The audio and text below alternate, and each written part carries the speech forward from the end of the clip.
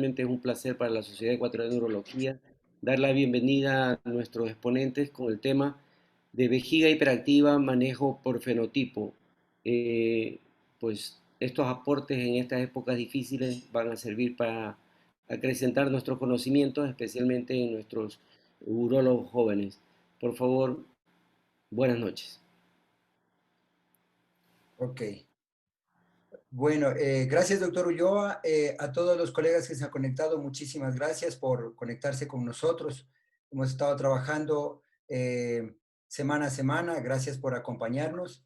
Un especial agradecimiento a Laboratorios Pfizer, que nos auspician para la realización de esta mesa redonda. Un agradecimiento especial también al doctor Javier Coronel, quien ha sido el coordinador de los profesores extranjeros, y dar la bienvenida en esta noche a los doctores que nos acompañan, al doctor Daniel García. Voy a proceder a darle una pequeña reseña del doctor Daniel García. Él es neurourólogo y urodinamista de la Universidad Autónoma de Nuevo León.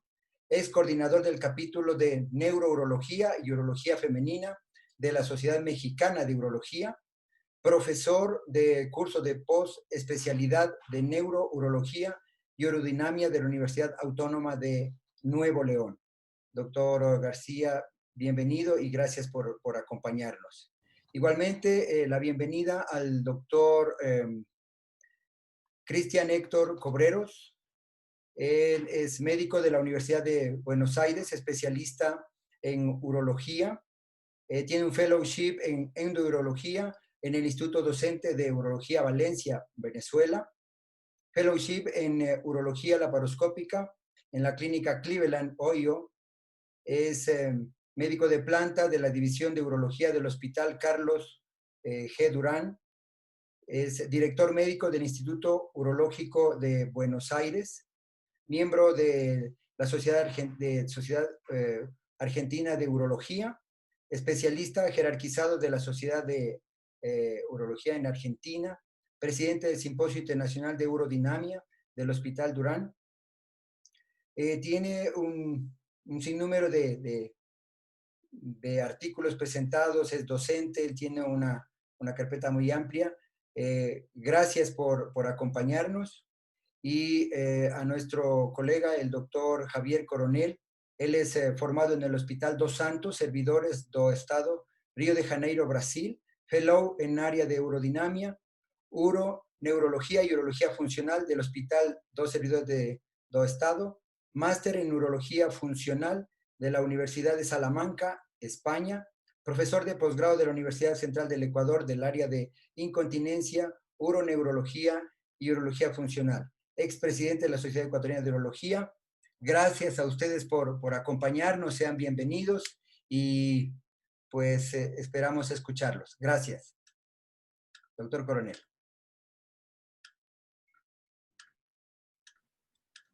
Hola, buenas noches con todos. Es un placer realmente estar aquí con colegas del Ecuador y también veo varios colegas de Latinoamérica. Agradezco a la Sociedad Ecuatoriana de Urología, especialmente el capítulo norte, por este honor que me han dado de coordinar esta charla. Es más, con dos personalidades representativas de la urología funcional, tanto de México como de Argentina, como es el caso de Daniel y de Cristian, a quienes les quiero reiterar. Y bueno, vamos a comenzar. Voy a compartir pantalla. Me avisan, por favor, si es que se ve. Está perfecto.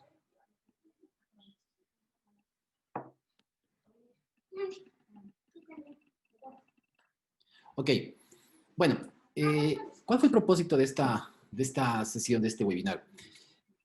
El tratamiento por fenotipos es un capítulo interesante que se está abriendo en el manejo de la vejiga hiperactiva. El propósito de esto es darle una calidad al tratamiento o dejar de que nuestro manejo sea en función de un grupo generalizado de pacientes, y más bien sea un tratamiento hecho a la medida de cada paciente. Tradicionalmente, ¿cómo se ha venido comportando o qué es lo que manejan nuestras guías europeas, guías norteamericanas? Manejan un tratamiento lineal. Y el tratamiento lineal está dado en función de la invasividad del procedimiento. Es decir, vamos a ir desde lo menos invasivo hacia lo más invasivo. ¿Cuál es el problema de esto? El problema de esto es que estamos colocando a todo tipo de vejiga hiperactiva en un mismo saco o en un mismo planteamiento de tratamiento para todo tipo de estos trastornos. Obviamente, esto probablemente pueda inicialmente resultar más barato. ¿Por qué? Porque yo eventualmente puedo comenzar un tratamiento con medidas conservadoras, con medicación, que seguramente será mucho más barato que irme a otro tipo de líneas en las cuales yo voy a tener que estudiar más cosas para hacer ese tratamiento individualizado.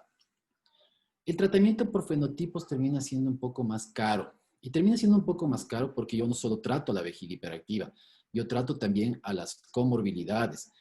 Trato al paciente en su contexto general del por qué tenemos esta vejiga hiperactiva.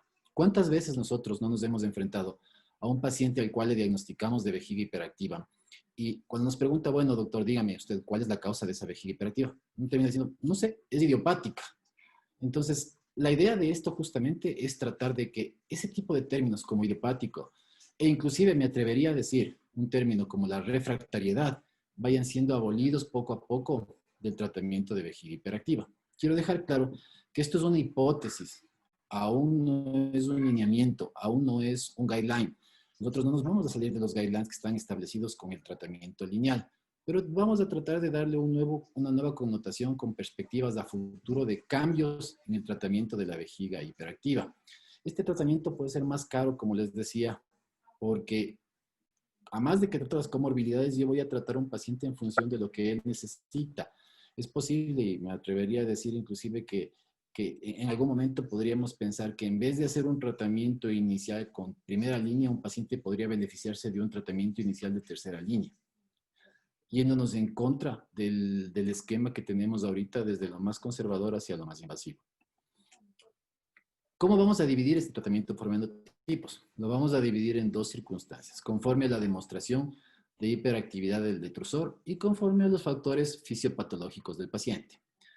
¿Qué es hiperactividad del detrusor? Hiperactividad del detrusor es la demostración de vejiga, de contracciones involuntarias en la urodinamia. Pero muchas veces nosotros nos encontramos, o más del 50% o el 50% de los casos nos encontramos con pacientes que vienen con clínica de vejiga hiperactiva y no conseguimos demostrar hiperactividad del detrusor. ¿Y eso por qué está dado? Está dado porque no solo es un mecanismo miogénico el que está actuando, tenemos mecanismos alternativos que vienen involucrados el urotelio, el suburotelio, la uretra, el sistema nervioso central. Existen señalizaciones aferentes de la vejiga que no necesariamente tienen que ser motoras, como es el caso de la hiperactividad del detrusor. Es así que se plantea una primera hipótesis, que es la hipótesis miogénica, donde cambios histológicos en el detrusor pueden llevar a un cortocircuito de la conducción nerviosa. Este cortocircuito de la conducción nerviosa termina dando como resultado una contracción involuntaria. Este es el paciente típico de hiperactividad del detrusor urodinámica. Es el paciente en el que detectamos a nivel de la urodinamia unas contracciones involuntarias. Tenemos una hipótesis ureteliogénica. La hipótesis ureteliogénica habla de una función sensorial anormal de la vejiga. Es aquella paciente que viene a nuestro consultorio a realizar su neurodinamia y nosotros esperamos con ansia, vamos a decir así entre comillas, encontrar contracciones involuntarias, pero no las encontramos. Sin embargo, la paciente presenta un deseo miccional frecuente, urgente, y por eso caracteriza este tipo de vejiga hiperactiva. Es una urgencia de tipo sensorial con un aumento de la frecuencia urinaria y rara vez se acompañan de incontinencia urinaria de urgencia. Bueno, no rara vez, pero se acompañan menos de incontinencia urinaria de urgencia. Son pacientes que suelen, a pesar de su deseo, diferir. Es aquella típica paciente que está sintiendo deseo todo el tiempo de orinar, pero no necesariamente produce pérdidas urinarias. La hipótesis uretrogénica, ya Barrington hace mucho tiempo y seguido por Young demostraron que la caída de agua a nivel de la uretra proximal y a nivel del cuello vesical generaba unas aferencias que a su vez generaban unas eferencias que terminaban dando una contracción involuntaria del detrusor. Esto fue llamado como un reflejo uretrovesical y es lo que nosotros solemos ver en una urodinamia. Cuando vemos, por ejemplo, que después de una tos encontramos una contracción involuntaria secundaria a esa tos. De igual forma, Cuando hablamos de teoría integral, que veremos más tarde, existe un reflejo de emisión activado. ¿Por qué? Porque la laxitud de los tejidos que sostienen a la vejiga hacen que el cuello de la vejiga y la uretra proximal se estiren. Este estiramiento del cuello y de la uretra proximal envía una señal aferente que genera urgencia o que puede generar una vejiga hiperactiva clínicamente. Cuando hablamos de un trastorno supraespinal, nos vamos a referir a que el cerebro es el gerente, es el comando que controla a esta vejiga. Cuando este cerebro no consigue controlar a esta vejiga, tenemos dos tipos de vejiga hiperactiva o cerebral.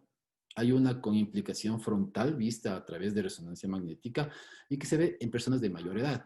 Y es una vejiga que se va a caracterizar sobre todo por hiperactividad del detrusor encontrada a la urodinamia. Mientras que cuando está afectada la ínsula o la circunvolución, nosotros podemos tener más bien una urgencia de tipo sensorial, como explicamos anteriormente.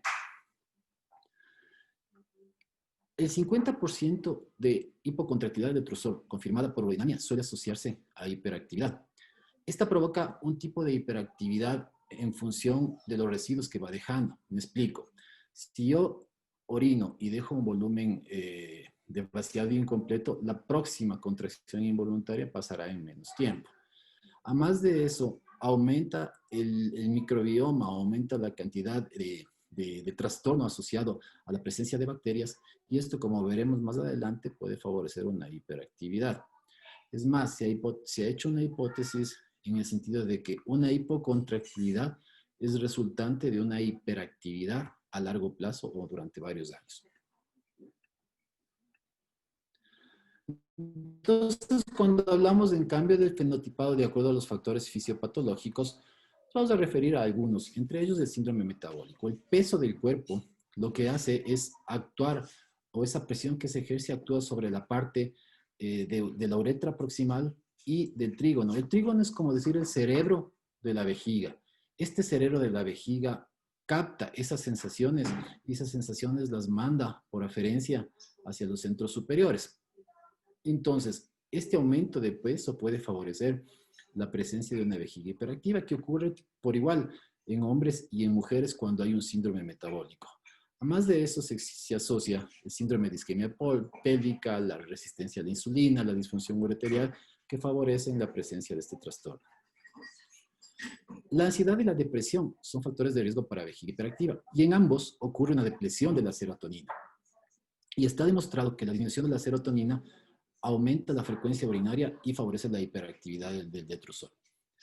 La deficiencia de hormonas sexuales, el 70% de las mujeres ligan el inicio de su vejiga hiperactiva al cese de las menstruaciones.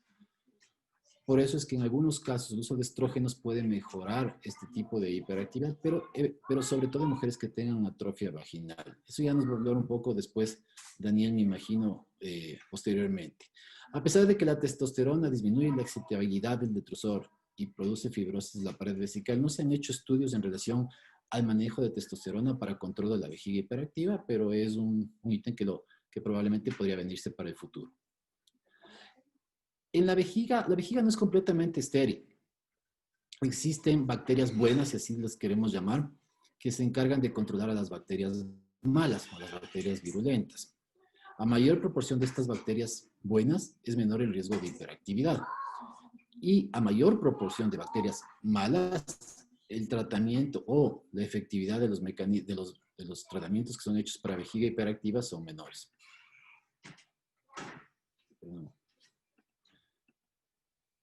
Por último, los trastornos gastrointestinales funcionales. La vejiga y el intestino o el colon recto comparten un origen embriológico común, por eso tienen vías neuronales que incluso convergen en algunos momentos a un mismo ganglio. Estas vías neuronales o este compartir estas vías de la médula espinal se conoce como diafonía. Y en ocasiones aferencias de un órgano se pueden sentir aferencias en otro órgano. Eso explica el hecho de que situaciones del intestino pueden asociarse a problemas de vejiga y de vejiga al intestino. Hasta el 33% de las vejigas hiperactivas pueden asociarse a síndrome del intestino irritable. Bueno, haciendo esta pequeña introducción. Javier, disculpa que te corte. Tu pantalla no se está compartiendo. ¿No se está compartiendo? Sí, no se está compartiendo.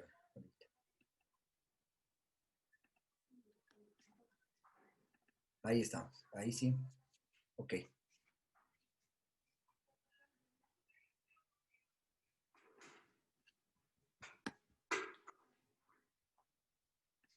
Me refería a los trastornos gastrointestinales, sí están. Sí, Les perfecto. hablaba sobre la interconexión que existe entre ellos, un mecanismo conocido como diafonía, y donde hasta el 33,3% de las vejigas hiperactivas pueden asociarse a problemas de colon recto o a síndrome de intestino irritable específicamente. Y diciendo esto, esta breve introducción que la hago un poco para poner en contexto de todos los asistentes, yo le voy a dar el paso inicialmente a Daniel para que él nos hable un poco sobre el manejo de medicamentos. Nosotros nos vamos a fijar que el mismo medicamento no es para todo el mundo. Entonces, Daniel nos va a dar una excelente charla, estoy seguro de eso, sobre este aspecto. Muchas gracias, Daniel.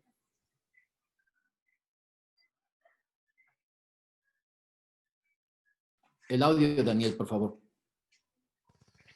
Sí, déjame nada más compartir pantalla, por favor. Vamos a ver. Acá está.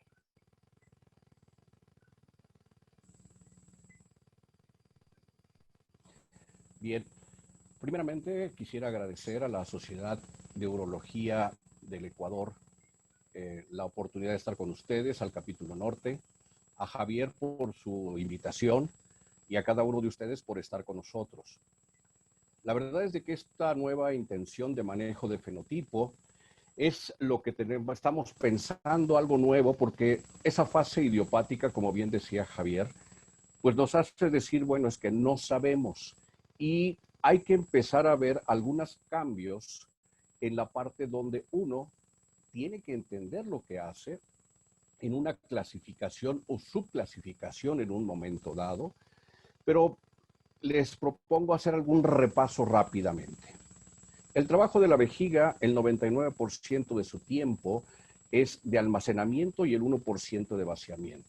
Como urólogos hemos aprendido el vaciamiento excelentemente, todos lo manejamos bien, y en el almacenamiento pues tiene que haber algunas características: baja presión, un esfínter con competencia, sensibilidad y capacidad. Está mal escrito. Y en el vaciamiento, un detusor contráctil que esté sin obstrucción y que sea coordinado. El término vejiga hiperactiva viene cambiando hasta que 2003 nos dice que es un síndrome caracterizado por frecuencia urinaria, y estos son más de 8 micciones por día.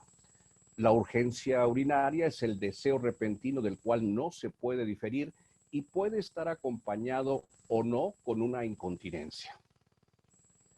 En término mundial tenemos 17% de la población mundial, lo que nos da aproximadamente 120 millones. Y lo único que yo me acuerdo bien es que en México tenemos 120 millones de gentes, entonces sería una república mexicana en todo el mundo. Ahorita vemos 101 en el chat, quiere decir que hay 16 de nosotros que podemos tener vejiga hiperactiva. Y a veces lo tomamos como algo muy, ¿cómo se llama? Muy frecuente. Tengo pacientes con vejiga hiperactiva. Si es el 16% de 100 pacientes que me llegaron, 16 hay vejiga hiperactiva. Bueno, este es un estudio interesante. ¿Por qué? Porque está viendo qué es lo que hace el médico o qué es lo que hace el paciente. Se ingresaron 1.916 pacientes en este estudio y el 60% le dijo al médico que tenía estos problemas de urgencia y frecuencia. De estos salieron, imagínense, 27% con medicación. Y el otro 73%, pues yo no sé si les dimos una palmadita en la espalda y le dijimos, no se preocupe que es normal. Del 27% que salieron con medicación, nunca probaron el medicamento el 73% y abandonos de tratamiento o fallido el 26%. De los que no probaron, 54% está dispuesto a una reconsulta por este problema y el 46% no está dispuesto. Y los abandonos, 65%, sí quiere volver a consultar y no está dispuesto el 35%. A mí me llama la atención esto, porque creo que uno de los primeros fallos en el diagnóstico y tratamiento de vejiga hiperactiva es no darle la importancia que se tiene.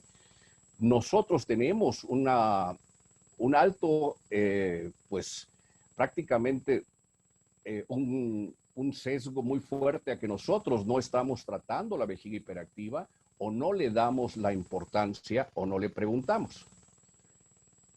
El problema de esto, ¿qué es la vejiga hiperactiva? Yo quiero cambiarlo. ¿Qué no es? No es un tumor. Los tumores nos dan urgencia y frecuencia. Nos puede dar microhematuria y no nos damos cuenta al principio. No es una infección urinaria.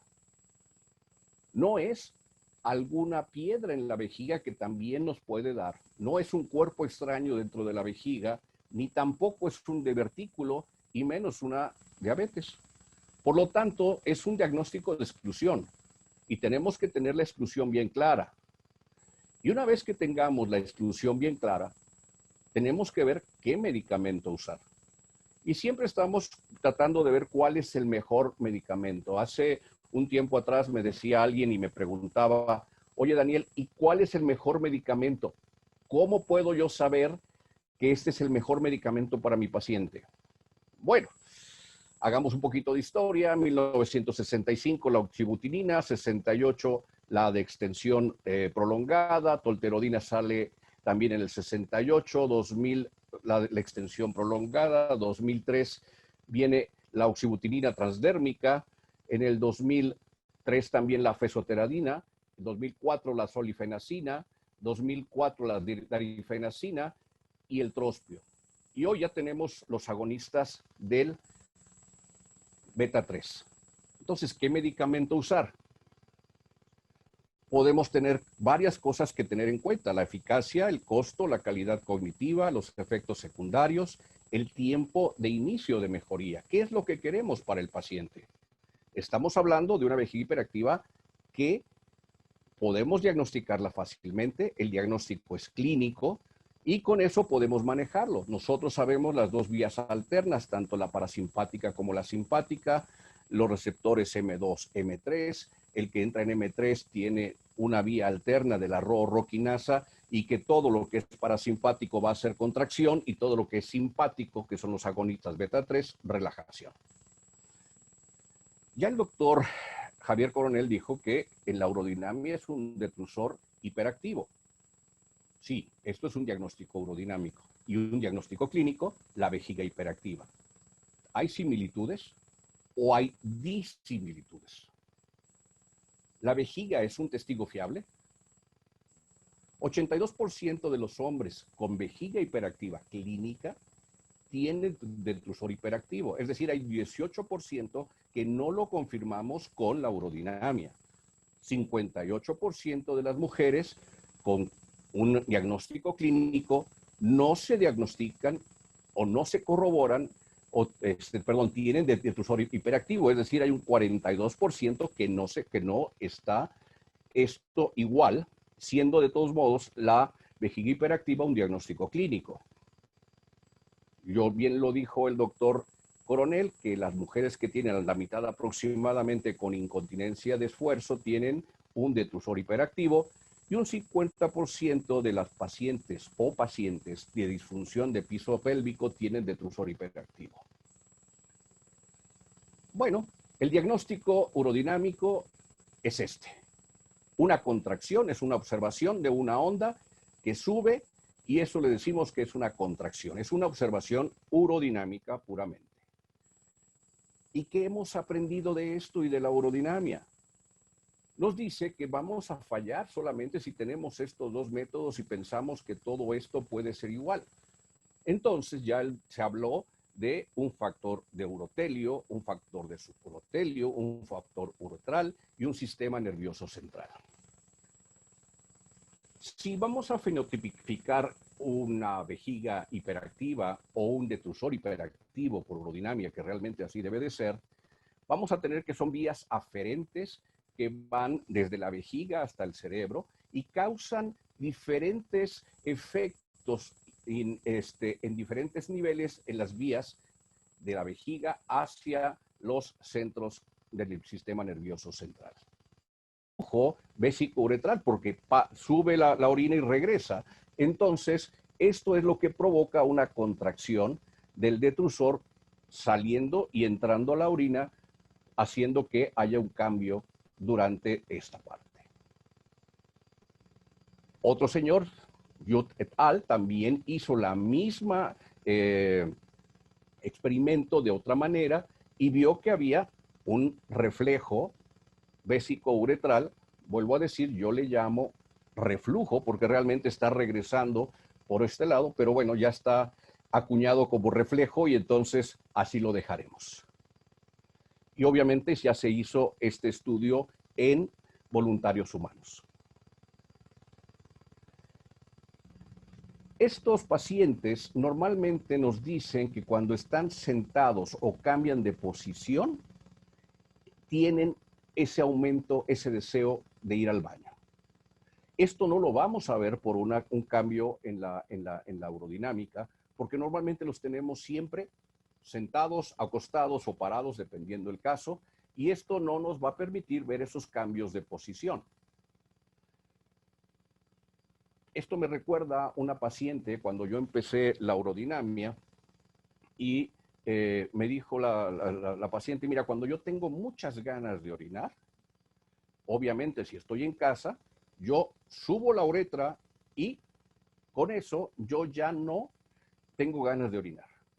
Y realmente lo pude comprobar por vía urodinámica. Empezaba la contracción, hacía la prueba de subir con los 2 dedos la uretra y la paciente bajaba completamente la contracción.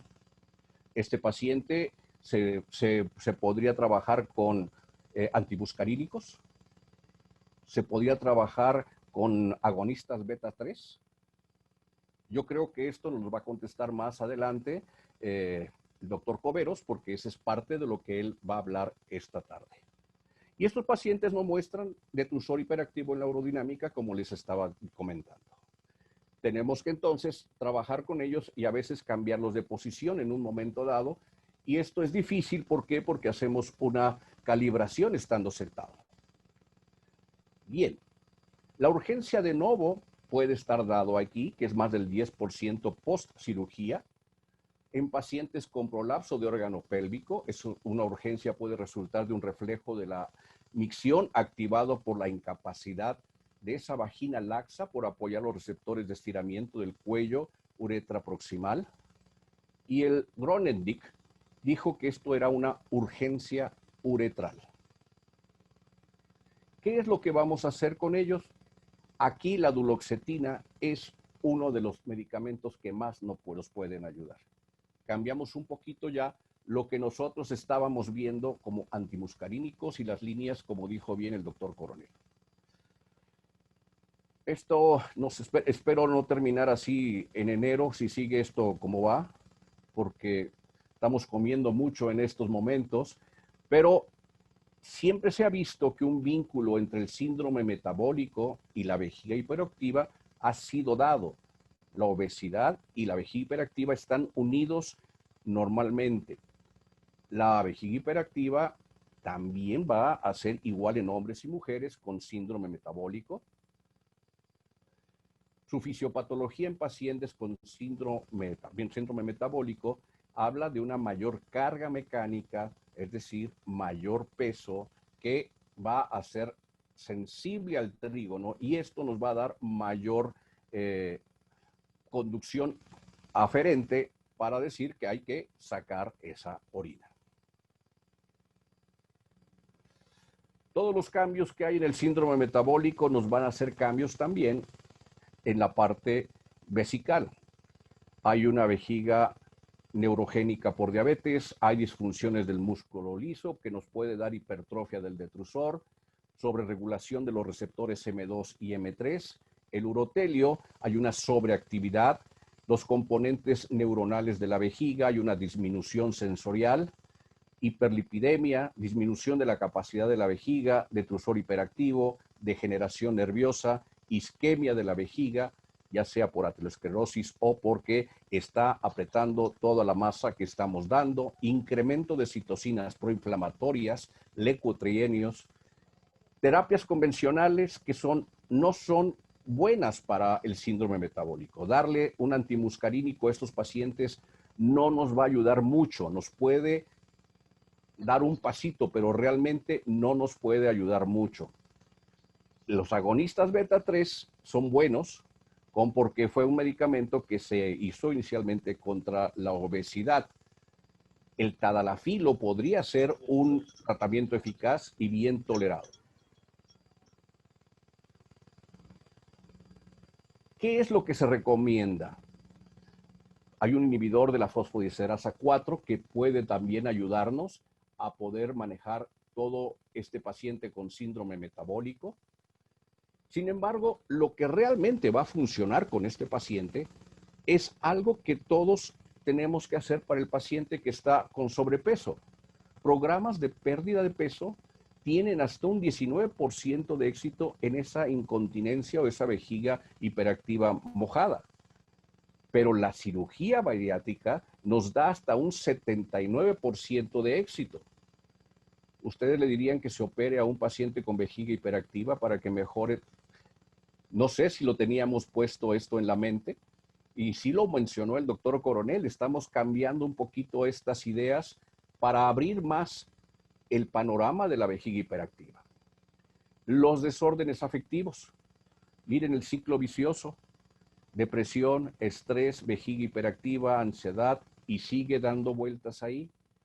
Los impulsos aferentes en la región límbica del cerebro nos van a manejar. La parte límbica es lo que maneja realmente las emociones. Y cuando está afectada, yo siempre me acuerdo de la región límbica cuando veo una película donde hay miedo, donde existe un alto estrés, y en la película muestran que se está orinando. Claro, la región límbica ha liberado la parte de que puede orinar el paciente, aunque no es en el lugar que debe. La corticotrofina puede ser un contribuyente fisiológico entre la ansiedad y la depresión. Los antagonistas de corticotrofina tipo 1 da niveles bajos y la mejoría de los niveles de depresión inducida por vejiga hiperactiva. Esta es una posible línea terapéutica para la vejiga hiperactiva inducida por estrés social. Pero esta es otra línea que nosotros conocemos mejor, que es el agotamiento de la serotonina, que comparte la parte de ansiedad, depresión y vejiga hiperactiva. Y si hay un agotamiento de serotonina, pues ¿qué tenemos que darle? Mejorar que tenga la recaptura de serotonina, y en estos pacientes la duloxetina es la que mejora significativamente la frecuencia y la urgencia, tanto femenina como masculina. El canal potencial receptor transitorio también podría ayudarnos y puede ser una clave de co-concurrencia en estos trastornos. La sensibilización central, definido como una mayor capacidad de respuesta de las neuronas nociceptivas en el sistema nervioso central, a la entrada eferente normal o subnormal, se sugirió recientemente como un común cofactor fisiológico entre ansiedad, depresión y vejiga hiperactiva. Entonces, a estos pacientes bien les podemos dar duloxetina y nos podría ayudar muchísimo para estos pacientes que tienen toda esta gama de síntomas. Como bien se habló, hay una relación neurológica y embriológica entre el intestino y la vejiga. Y esto hace que compartan muchas sensaciones, compartan cuando el intestino está inflamado, la vejiga parece que quiere empezar a trabajar más rápidamente. Y por eso es que tenemos que estudiar ambas partes y preguntarle al paciente o buscar signos o síntomas de un colon o un intestino irritable por esa fase de referencias cruzadas, el TOC-CROSS, que hace que tanto la vejiga como el intestino sean prácticamente las señalizaciones de estos dos órganos pueden afectarnos a los dos. Y entonces se hace un triángulo en donde el cerebro, el intestino y la vejiga pueden trabajar y trabajan en una forma armónica en el sentido, si están mal, afecta a los dos, y si están bien, se están ayudando todos. Este sentido tanto bidireccional puede cambiar la parte también estreñimiento o incontinencia fecal. La vejiga hiperactivo, ya se habló de un 33% que están juntos o aparecen juntos en un problema cuando nos van a visitar.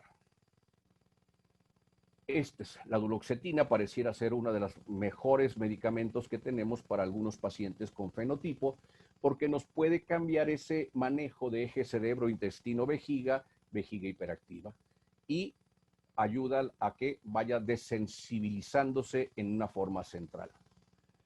Los tratamientos destinados a interferir con la inflamación neurogénica subyacente a la sensibilización cruzada en el órgano pélvico, como estos antagonistas de los receptores vaniloides tipo 1 o alfa-1 adrenoreceptores antagonistas, pueden ser también una medida para poder trabajar con estos pacientes con trastornos gastrointestinales. El doctor Coronel mencionó otros fenotipos, pero esos fenotipos se están tratando mejor en la siguiente línea, por eso es que no los vamos a abordar. Tenemos que empezar nosotros con los pacientes a identificar estos fenotipos. Hay que ser, como siempre, y como cada uno de ustedes lo hace, con una buena historia clínica, empezar a ver que hay estos fenotipos para tratar de identificarlos, hacer preguntas mayor dirigidos. El manejo va a ser exhaustivo y algunas veces cuando la terapia farmacológica habitual ha fracasado, antes de pensar en una segunda línea, podríamos pensar en fenotipos para ver si podemos ayudarlo. La urodinamia, pues nos puede ayudar muchísimo. Puede ser un detrusor hipersensible sin ninguna contracción visible, lo que antes se hablaba de una vejiga hiperactiva sensitiva, ahora es hipersensible, y esto nos puede hacer ver que puede ser de origen urotelial. El detrusor hiperactivo, cuando hay cambios de posición, nos puede decir que es una urgencia uretral o una urgencia originada por la uretra. En resumen, tenemos factores como el miogénico, que podemos dar estrógenos tópicos, antimuscarínicos, uretelogénico, podemos dar agonistas beta-3, antimuscarínicos o inhibidores de la 5-fosfodiesterasa. Uretrogénico, la duloxetina, es metabólico, un agonista beta-3, antimuscarínicos, o tadalafil, con un proceso gastrointestinal, duloxetina, y inhibidores de los trastornos vanílicos, y tanto el afectivo, también la duloxetina. Nosotros tenemos que, en la parte del tratamiento farmacológico, acordarnos de este acrónimo, ARDE. Es A, de aumentar la capacidad vesical, R, de reducir la frecuencia miccional, disminuir la sensibilidad vesical y evitar las contracciones involuntarias del detrusor. Y ya se habló que estos son la escalera o las guías que nos dan para ir siguiendo desde el menor invasivo al mayor invasivo, que es lo que tenemos en las guías actualmente. Bueno, muchas gracias por ahora y seguimos y esperaremos la parte de preguntas. Muchas gracias, Daniel. Excelente presentación. Un poco, a mí me botó para afuera el Zoom un rato, pero ya me recuperé. Pero gracias por tus conceptos. Fueron muy interesantes y cambian el panorama del tratamiento que nosotros tenemos que implementar para vejiga hiperactiva. Ahora, yo quiero darle la invitación a Cristian. Cristian nos va a hablar sobre el tratamiento con neuromodulación, con estimulación y algo de toxina botulínica. Tradicionalmente, de acuerdo a la terapia lineal, estaríamos hablando de una tercera fase de tratamiento. Yo quiero preguntarle a Cristian y veamos si Cristian me saca de esa duda. ¿Será que esta tercera fase de tratamiento puede ser primera fase de tratamiento para muchos pacientes? Y quitamos el concepto de vejiga hiperactiva refractaria. Bienvenido, Cristian. Gracias por tu presencia. Un placer. Voy a intentar compartir la pantalla, a ver. No sé si ahora se puede ver. Sí, está perfecto. Sí, Cristian, se ve. Bueno, perfecto. Bueno, vamos a intentar llegar a ese tipo de conclusión, si intentamos ahora. Me permito primero agradecerle a la Sociedad Ecuatoriana de Neurología la invitación, al doctor Javier, que mi amigo, colega, y es un placer estar acá con todos ustedes. A ver, permiso. Ok. Bueno, entonces, en primera medida, lo que se me ha pedido dar la charla justamente es cuál vejiga vamos a modular, cuál vamos a estimular, a cuál vamos a aplicar toxina botulínica en el contexto de esta hipótesis nueva, o sea, de esta teoría nueva sobre tratar la vejiga hiperactiva, digamos, por fenotipos.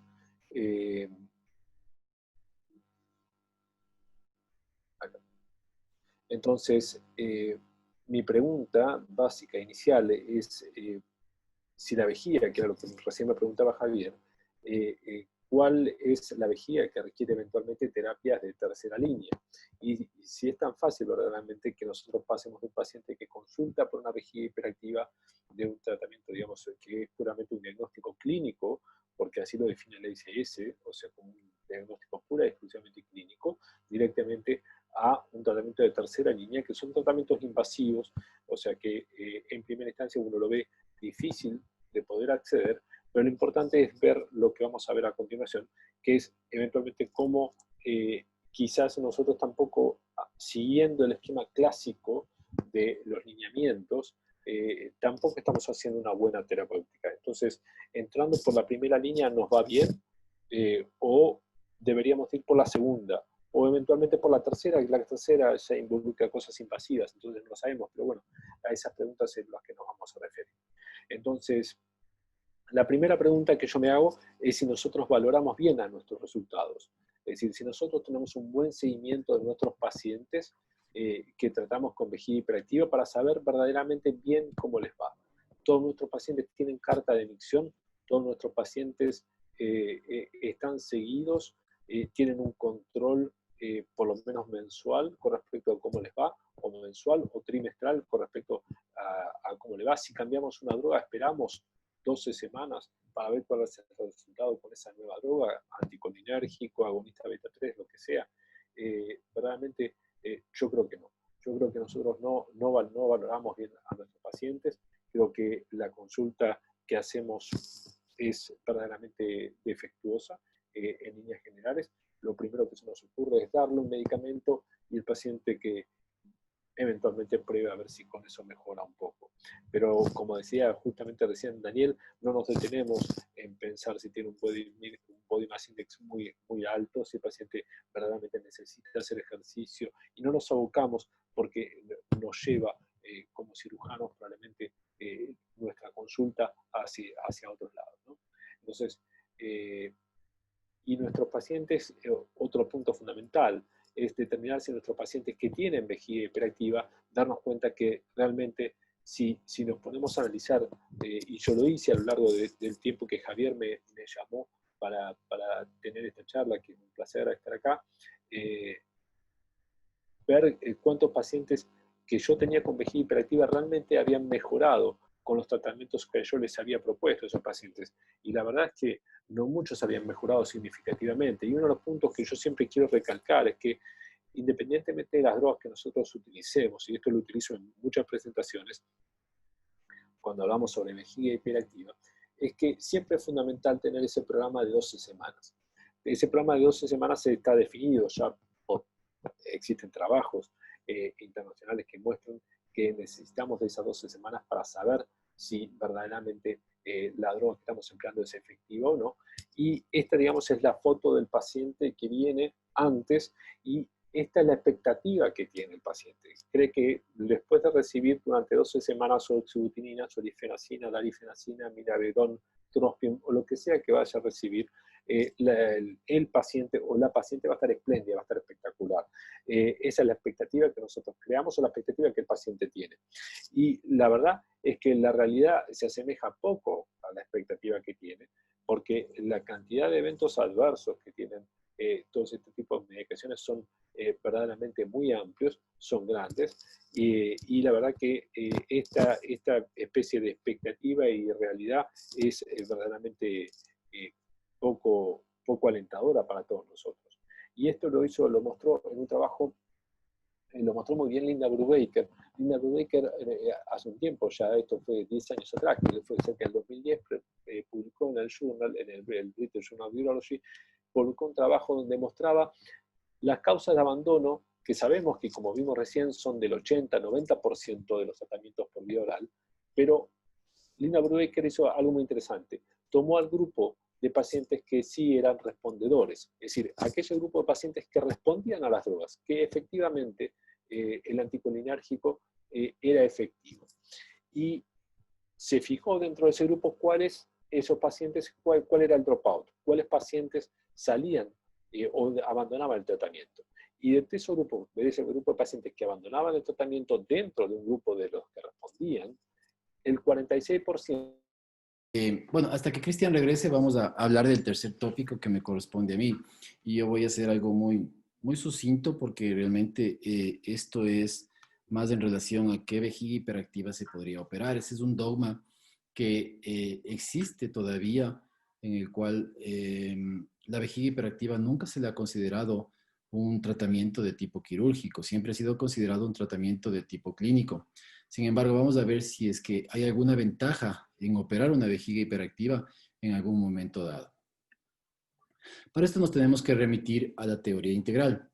La teoría integral cambió el concepto que teníamos previo de que las disfunciones miccionales, las disfunciones del suelo pélvico estaban asociadas a una caída de los órganos del piso pélvico. Es decir, no es que el peso del útero, no es que el peso de la vejiga provocan los trastornos, sino que los trastornos están provocados por una disfunción de las fascias y una laxitud de los ligamentos, que no son lo suficientemente fuertes para sostener, como lo vamos a explicar posteriormente.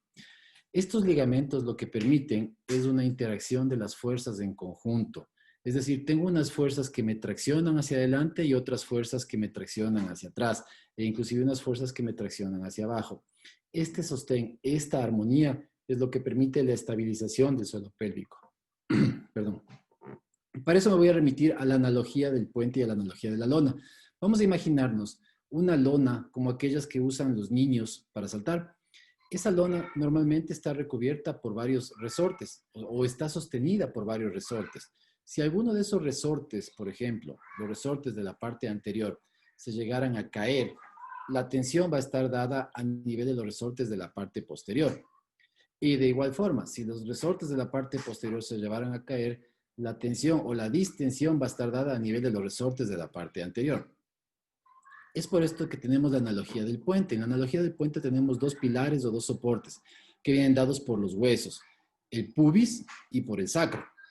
Este pubis y este sacro sostienen o dan fijación a los cables que estarían dados a los cables laterales que van a sostener la carretera, y en este caso la carretera es la fascia, y la fascia donde se asientan los órganos. Y los cables que sostienen esta carretera es el arco tendíneo. Pero nosotros hemos visto los puentes, no solo se pueden sostener por unos cables que van amarrados a unos soportes, sino que también esos soportes necesitan una estabilización, y esa estabilización está dada por los ligamentos. En el caso de la parte anterior, los ligamentos puboretrales, y de la parte posterior, los ligamentos uterosacros y eventualmente los cardinales. De acuerdo al lugar que se afecta, vamos a tener los síntomas que se van a producir en esa paciente. Si nosotros tenemos una afectación de la parte anterior o el nivel 3 de Delancey, nosotros vamos a tener una afectación de los ligamentos que fijan los soportes. En este caso, lo que se va a presentar es una incontinencia de esfuerzo.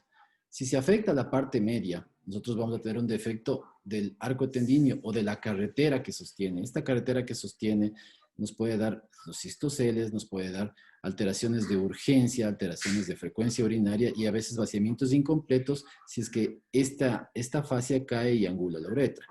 Y en la parte posterior, que correspondería al nivel 1, nosotros podemos tener alteraciones relacionadas a nicturia, a incontinencia fecal y a dificultades miccionales inclusive.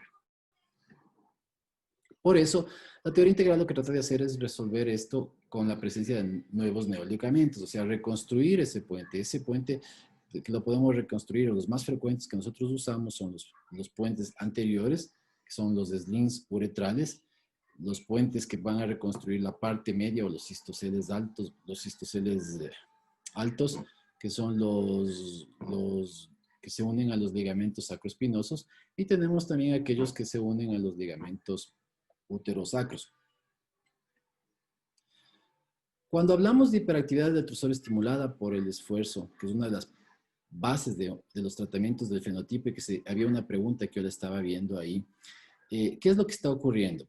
Cuando nosotros tenemos una alteración del ligamento puboretral o de la parte anterior o del nivel 3 de Delancey, ¿qué es lo que pasa? Las fuerzas de acá van a predominar.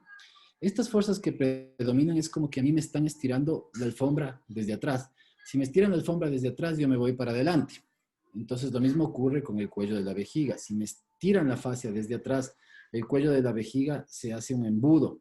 Y este embudo permite la caída de orina a nivel del cuello y de la uretra proximal. Esto genera una aferencia que después va a generar una eferencia y puede producir una vejiga hiperactiva. Es lo que nosotros vemos en urodinamia cuando tenemos una tos y se produce una contracción involuntaria secundaria a la tos. Este paciente podría eventualmente, y respondiendo a la pregunta que se hacía, responder a un sling puburetral. Porque justamente le estamos brindando este soporte que está faltando y estamos equiparando las tensiones que se ejercen desde la parte anterior a la parte posterior. ¿Cómo vamos a determinar esto? Esto podemos determinar en un examen cuando la paciente nos refiere que presenta urgencia al pasar de la posición acostada o sentada a la posición de pie. Cuando hacemos urodinamia, a veces nosotros no conseguimos detectar eso. ¿Por qué? Porque la mayoría de las veces hacemos la urodinamia en posición sentada y la paciente tiene un catéter dentro de la uretra que impide ese paso de la orina que habíamos conversado que estimula las aferencias vesicales. ¿Cómo comprobar esto? Durante la urodinamia o durante alguna otra prueba, realizar una prueba de esfuerzo con Valsalva en pie, de tal manera que consigamos que parte de esa orinita caiga y se genere esa contracción involuntaria. Esa paciente podría responder a tratamiento con cirugía, sin que sea el único tratamiento al que pueda responder, quiero aclarar eso, pero es una paciente que suele tener buena respuesta al tratamiento con cirugía de un sling. Cuando hablamos del síndrome de Fornis posterior, el Fornis significa arco, es el arco donde converge la vagina hacia la parte posterior. Cuando este está caído o hay una laxitud de los ligamentos posteriores que lo fijan al sacro especialmente, ¿qué es lo que ocurre? Cuando hay esta laxitud, nosotros tenemos una vejiga que cae. Esta vejiga cuando cae, la orina tiende a depositarse por gravedad hacia la parte baja y hacia la parte del trígono y la uretra. Como habíamos dicho, ese es el cerebro de la vejiga. Entonces, los receptores de tipo N estimulan un impulso aferente que a su vez va a generar un impulso eferente. Esto explica el hecho de que cuando nosotros tratamos este tipo de alteraciones con una fijación de tipo apical o fijación de tipo 1, equilibramos las presiones y esta vejiga o esta acumulación de líquidos a la parte baja ya no necesariamente va a ocurrir. En urodinamia, ¿cómo podemos verificar esto? Nosotros podemos reducir el prolapso hacia la parte apical, lo podemos hacer. ¿Con qué hacerlo? Es discutible, se lo puede hacer con una pinza, se lo puede hacer con un tapón vaginal. La cuestión es que tenemos que tratar de reducir el ápice para tratar de equilibrar las fuerzas. Ponemos unos 250, 300 ml en la vejiga de la paciente y le preguntamos cuál es la sensación que ella tiene respecto a su urgencia cuando nosotros hacemos esa maniobra. Otra alternativa que se tiene es durante la urodinamia, hacer un primer examen de urodinamia sin reducción del prolapso y después hacer un segundo examen de urodinamia con reducción de prolapso y observar cuál es la expresión de esa paciente clínicamente. No necesariamente tengo que observar si hay o no hay hiperactividad del trusor, pero la paciente me va a referir que tolera mejor o que su capacidad es más asequible con la realización de esa maniobra. Algunos recomiendan la colocación de un pesario. Necesitaríamos un pesario especial que tenga un sostén a nivel apical y dejarlo por lo menos por unos 3 a 7 días con el propósito de ver cuál es la respuesta de la hiperactividad con ese pesario. Una de las características típicas de estos pacientes es que dicen que se alivia al acostarse. ¿Por qué? Porque al retroceder, vamos a decir así, el prolapso apical, las fuerzas o la orina que se deposita hacia la parte baja donde están los receptores es menor y tiende a acumularse más hacia la parte posterior. Y si esto es una teoría, entonces vamos a ver si es que se puede aplicar en la práctica. Estos son pocos trabajos que puse, porque sí hay varios trabajos de eso. Este es un estudio multicéntrico con 281 pacientes en el que analizaron a pacientes con hiperactividad previa a la cirugía y después la analizaron con cuestionarios para hiperactividad posterior a la cirugía, en aproximadamente 6, 12 y 24 meses. El 70% de las mujeres presentaban quejas moderadas de severas y cerca del 50% tenían severa para alguno de los síntomas de hiperactividad. Cosa curiosa, la severidad no estaba en relación al tamaño del prolapso. Es más, se vio más urgencia y más frecuencia urinaria en pacientes con prolapso POP-Q2 que en pacientes con prolapso POP-Q3. Por eso es que este tipo de procedimiento no está reservado únicamente para un prolapso de tipo POP-Q3 o POP-Q4. Nosotros podemos hacer este procedimiento en pacientes seleccionadas, obviamente, que cumplen los requisitos o que cumplen los criterios para poder ser tratadas con un manejo quirúrgico. La tasa de mejoría de hiperactividad osciló entre 60 al 80%. Este es otro que comparó con la solifenacina. Hicieron dos brazos. En el un brazo le dieron solifenacina de 10 miligramos y en el otro brazo hicieron un reemplazo bilateral de los ligamentos uterosacros a través de cirugía y se evaluó 4 meses después de la intervención. 55 pacientes fueron operados y 41 con tratamiento farmacológico. De los 55, aproximadamente el 50% de ellos mejoraron la hiperactividad después de la operación. No en tanto, con el tratamiento solo con solifenacina, 4 mejoraron. Estamos hablando de pacientes que tienen algún grado de prolapso apical. No me refiero a pacientes en general con hiperactividad, por supuesto. Y este último estudio que les quiero enseñar, donde a más de la hiperactividad, la corrección a nivel 1 puede mejorar en ocasiones la hipocontractilidad del detrusor. Este es un estudio con este es un estudio con 1,600 personas en donde se realizaron 3 técnicas diferentes. Es retrospectivo. Usaron un Elevate, un Slim posterior y técnicas de fijación apical. Los síntomas de vejiga hipocontráctil y de vejiga hiperactiva mejoraron hasta en un 80%. De ahí que ellos cuestionan en este trabajo si efectivamente la relación entre hipocontractilidad e inclusive de hiperactividad tiene un factor miogénico de por medio. Este es un pequeño resumen de la parte de cura quirúrgica de la vejiga hiperactiva. Traté de hacer un poco práctico. Les agradezco mucho por su atención. Veamos si podemos contar ya con la charla de Cristian y claro, estoy dispuesto a cualquier comentario o cualquier pregunta que venga posteriormente. Cristian, ¿estás con nosotros ya? Tu audio, Cristian, por favor. Yo estaba acá con ustedes, lo cierto es muy gracioso porque me debo haber quedado hablando solo largo rato, no tengo ni idea cuánto tiempo pasó que estuve hablando, pero bueno, voy a tratar de compartir pantalla, entonces yo creo que andaba por acá, pero no sé cuánto verdaderamente, o si estábamos por acá, cuando dejaron de ver. Ese slide sí lo completaste, Cristian. Ok, muy bien. Entonces, volviendo y tratando de ser un poco más rápido porque el tiempo nos apremia entonces ahora, verdaderamente cuando este es lo que nos llega una paciente en búsqueda de una solución por una causa de una vejiga hiperactiva, que nos consulta por los síntomas que nosotros ya sabemos, urgencia, y comentamos exactamente si esas semanas que nosotros le damos al paciente las cumplía y eran reales, y verdaderamente cuál era la expectativa que la paciente tenía con respecto a cómo iba a estar. verdad es que la mayoría de los pacientes lo que tienen es esta expectativa, es decir, que después de que nosotros le demos oxybutinina, sulifenacina, audarifenacina, mirabegrón, lo que sea, cualquier tipo de tratamiento por vía oral, la expectativa de los pacientes es verdaderamente extraordinaria. Ellas creen que van, o ellos creen que van a estar estupendos, bárbaros, espectaculares. Esas son las expectativas que tienen.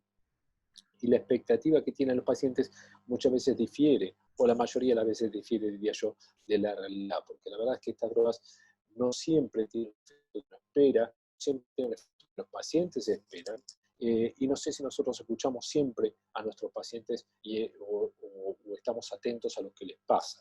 Entonces, la realidad difiere mucho de la expectativa, y esto es tan interesante que Linda Brubaker hizo un trabajo al respecto, y lo más interesante que hizo ella respecto a ese paciente es que ella no tomó a los grupos de pacientes que abandonaban el tratamiento por vía oral, o sea, como la primera línea de tratamiento que nos hablaba recién Javier, sino que ella tomó al grupo de pacientes que sí respondían. Y dentro del grupo de los pacientes que eran respondedores, se fijó eventualmente cuántos abandonaban la medicación. Y había un gran porcentaje de pacientes que abandonaban su medicación. Y luego los dividió por grupos. Es decir, les preguntó exactamente la razón por la cual la abandonaban. Y el punto era tan importante que el 46% de los pacientes abandonaban la medicación porque no cumplía con las expectativas que ellos tenían. Por lo tanto, creo que nosotros no estamos manejando muy bien la expectativa que el paciente tiene con respecto a la vejiga hiperactiva. Y ahí viene el término del fenotipo, que era lo que muy bien nos hablaba Daniel con respecto a si nosotros le damos el tiempo a nuestros pacientes a escuchar antes de eventualmente darles una medicación, a verlos, a saber si tiene un body mass index verdaderamente alto, a saber si está hipertenso, si tiene múltiples medicaciones, si está polimedicado.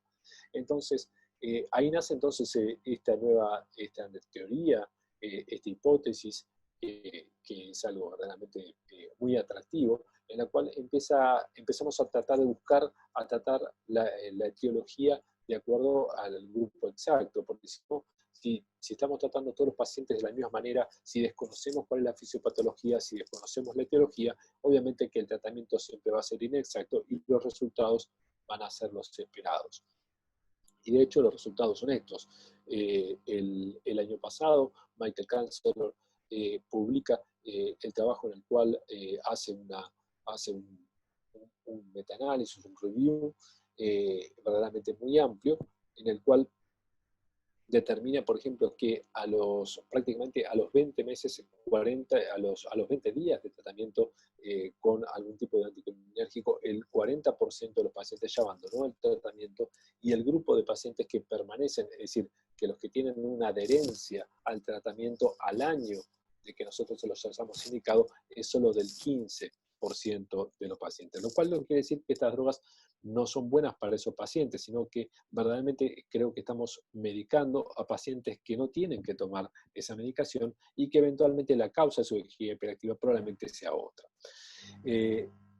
Este otro trabajo muy interesante también en cuanto a la tasa de persistencia, pero ya incluye, porque obviamente la farmacoterapia fue evolucionando, aparecieron los agonistas beta-3, apareció el mirabegrón, y este trabajo a mí me gusta mucho porque es un trabajo de Adrian Wack de Canadá, en el cual lo que hizo es decir, bueno, los antimuscarínicos era decir como una palabra mala, todos los antimuscarínicos andan bien, el agonista beta-3 va a andar fenómeno. Y lo que hizo Wack, no solo más importante, es de incluir no solo 20.000 pacientes en un trabajo, sino que además los dividió en naive y tratados previamente con anticolinérgicos, y se fijó cómo era la tasa de los pacientes que eventualmente tenían abandono. Ciertamente, la tasa de los pacientes que iban con mirabegrón tenían un poco menos versos de los ya conocidos, de los anticolinérgicos, y eventualmente tuvieron un abandono un poco menor, pero como se ven las curvas, prácticamente, digamos, en forma general, el dropout fue prácticamente el mismo para los dos grupos, un poquitito menor para el mirabegrón, pero eventualmente casi el mismo para los grupos. Un poco menor para los pacientes tratados ya previamente que para los grupos naïf, pero esto tiene que ver con que los pacientes probablemente ya tengan una especie de concientización o toma de la medicación que los otros no tenían. Y este trabajo también fue importante porque fue hecho en pacientes mayores de 65 años, que es generalmente el grupo que nosotros tratamos. Y como siempre, las combinaciones son peligrosas, o eventualmente no siempre son tan buenas. Y entonces hubo gente que se le ocurrió empezar a empezar a combinar drogas. Entonces empezaron a combinar los bloqueantes muscarínicos con los agonistas beta 3. Y ahí aparecen estudios más que interesantes como el B-Side, o sea, que es un estudio que de hecho tuvo que suspenderse porque el dropout determinó, yo tuve parte dentro de este estudio, y en el B-Side tuvimos que suspender porque en el 36% de los pacientes presentaban eventos adversos, algunos serios, y eso tuvo que ser, es un estudio que no terminó. El Synergy Study, después vino el Synergy 2, también determinó que, por ejemplo, el objetivo primario no se alcanzó, pero sí mostró que la combinación era más efectiva que la monoterapia. Eso es cierto porque tiene un efecto aditivo, pero aún así no llega a ser específicamente lo que nosotros esperamos de las medicaciones por vía oral. Como preguntaba Javier, eso no quiere decir, porque realmente me metí en un gran problema, es decir, yo tengo que tratar a fenotipos de vejiga hiperactiva que tienen una demostración urodinámica de detrusores hiperactivos. Y tengo que decir si los tengo que estimular o si los tengo que neuromodular, es decir, verdaderamente decir que los tengo que utilizar como un tratamiento de primera línea es un poco riesgoso. Lo que sí me parece más correcto es pensar en lo que justamente esta nueva teoría del tratamiento por fenotipos piensa que es que tratar de un traje hecho a medida. Como ya vimos previamente, los fenotipos que en este caso tienen algún tipo de demostración de detrusor hiperactivo y no de vejiga hiperactiva, o sea, una manifestación urodinámica del cambio de la presión, son la hipótesis biogénica, la uroterial, la uretrogénica y la supraespinal, que voy a pasar a repasar brevemente porque de alguna u otra manera fueron explicados. Como sabemos, la hipótesis biogénica es aquella en la cual se produce dentro del detrusor, funcionaría como una especie de clústeres las células musculares, en las cuales hay una alteración aferente y esos clústeres musculares se parecerían activando entre sí y a su vez por una intercomunicación a través de los ganglios intramurales y determinarían el desarrollo de eventualmente urgencias miccionales que pueden o no tener una manifestación eventualmente a nivel dinámico.